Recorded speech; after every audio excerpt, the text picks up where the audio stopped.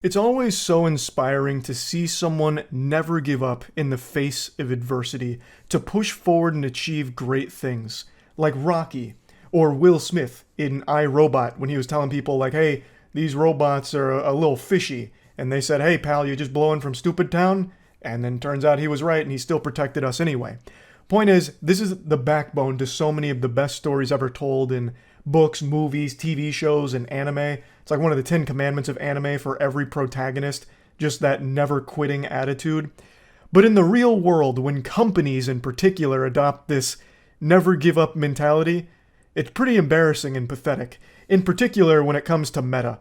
Or, as you know them, Facebook, because nobody really knows this fucking clown company is anything other than Facebook. Meta's been on a bit of a cold streak recently, with the most recent embarrassing blunder being the Metaverse. More like Meta reimburse everyone who bought into that scam. Being sold as like the way of the future. Nowadays, it's just a barren, empty wasteland of broken dreams and broken promises. The goofballs just made a virtual reality experience more primitive than Roblox and Second Life. It's just shameful. But they didn't give up. They didn't quit. They said, you know what? That was so good, we're gonna do it a second time. What about second breakfast? So they're trying another venture here, and it's actually opening to pretty big success. And it's what we're talking about today. Threads, a Twitter competitor.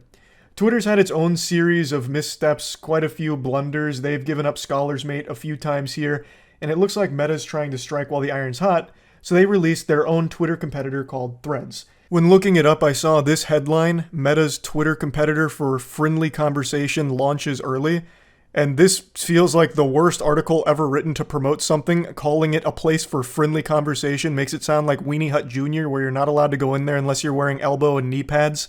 Not that I like Twitter. I think, and I've been very vocal about this, I think Twitter fucking sucks. I don't think the world was ready for a platform like that, and it is just the absolute worst thing for a human being's mental health. And now for the first time, we're being cursed with a platform that threatens Twitter's stranglehold on brain rot.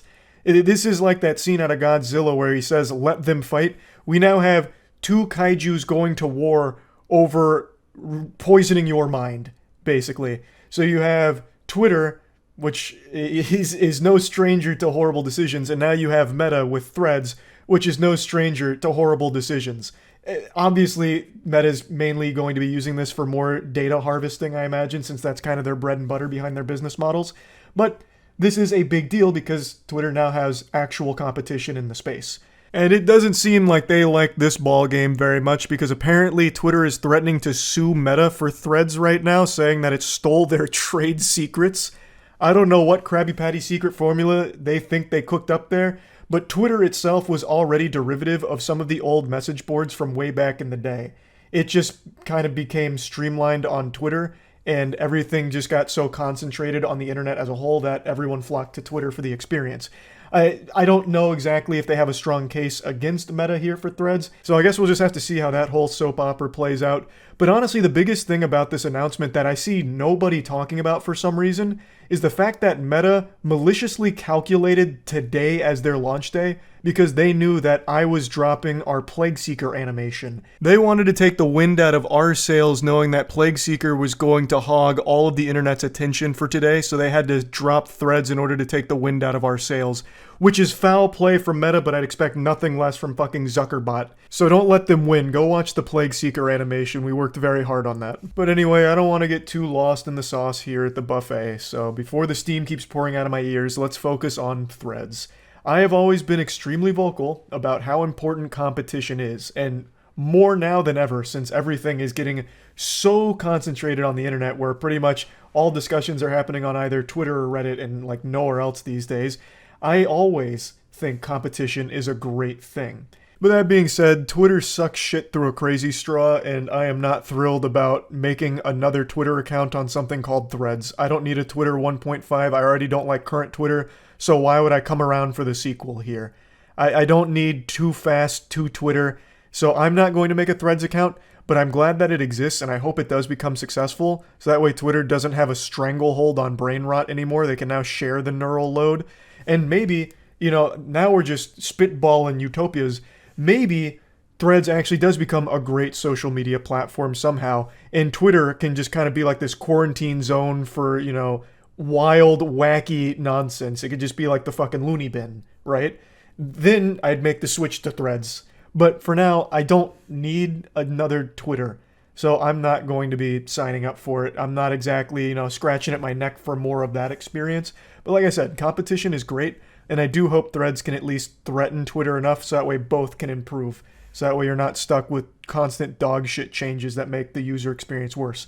The most important thing to remember about competition, that it is always the best thing for consumers. You want competition. This isn't me trying to hypnotize you. I'm telling you a fact.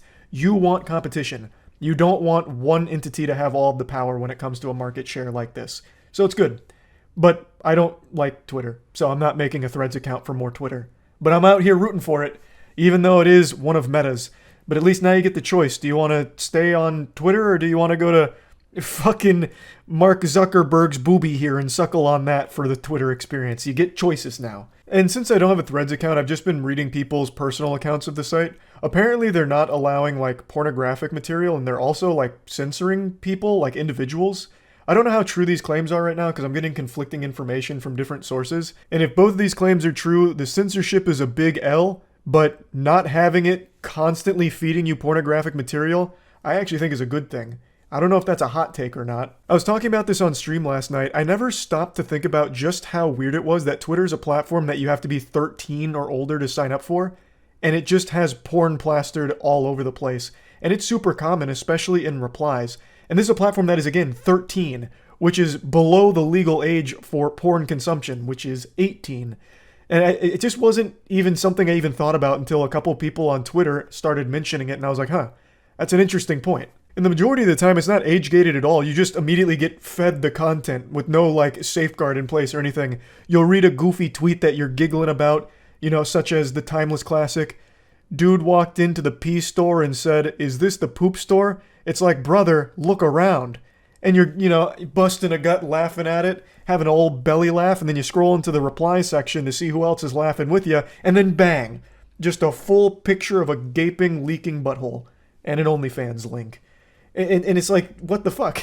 So yeah, I'm not exactly going to be crying about the lack of porn on Threads if that is the decision they decide to make.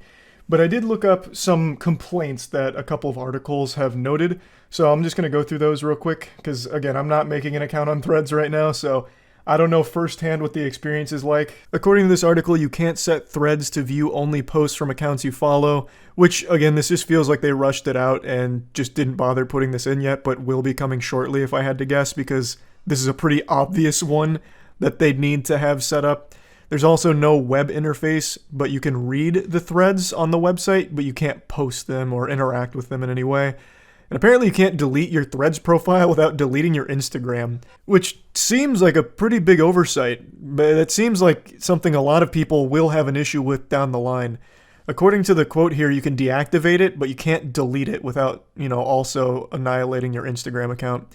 Also, there's no search functionality right now in Threads. It only lets you find user accounts, so they do say that they'll be adding more features to help discovery, obviously.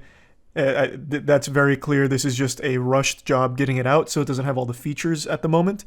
And then the other thing is that it's not currently available in the EU, which I imagine it will be shortly. But yeah, anyway, like I said, even if I'm not making a Threads account right now, I am happy that there is competition in the space, and hopefully it can be a legitimate competitor to Twitter. So yeah, that's really about it. So yeah.